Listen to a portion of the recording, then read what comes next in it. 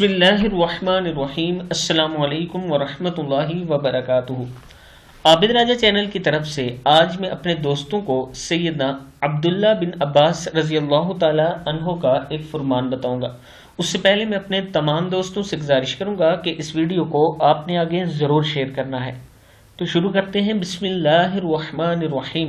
سیدنا عبداللہ بن عباس رضی اللہ تعالی عنہ فرماتے ہیں، سیدنا عمر رضی اللہ تعالی عنہ کا جنازہ اٹھا تو جم غفیر نے گھیر لیا، کسی نے میرا کاندھا پکڑ لیا، مڑ کے دیکھا تو وہ حضرت علی رضی اللہ تعالی عنہ تھے جو کہہ رہے تھے، عمر تمہارے بعد کوئی ایسا نہیں جس جیسے عمل کرتے ہوئے میں اللہ سے ملنے کی تمنا کروں۔ اللہ کی قسم مجھے تو پہلے ہی یقین تھا کہ اللہ تمہیں تمہارے دونوں ساتھیوں کے ساتھ رکھے گا، اس لیے کہ میں اکثر نبی اکرم صلی اللہ علیہ وآلہ وسلم کو یہی فرماتے سنتا تھا، میں اور ابو بکر اور عمر گئے، میں ابو بکر عمر آئے، میں اور ابو بکر عمر داخل ہوئے، میں اور ابو بکر عمر باہر آئے، یعنی زندگی کے ساتھی وہ قبر کے بھی ساتھی ہیں۔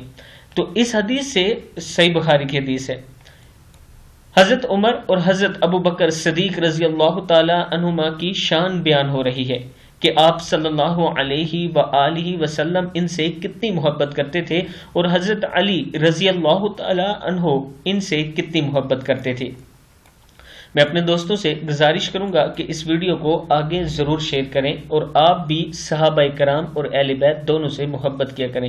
اگر کسی ایک سے بھی بغض رکھیں گے تو کل اللہ کے نبی کے سامنے آپ کھڑے نہیں ہو سکتے، اس لیے کہ ایک طرف نبی کے شاگرد ہیں جنہیں آپ صلی اللہ علیہ وآلہ وسلم نے خود کلمہ پڑھایا، اور دوسری طرف آپ کے گھر والے ہیں۔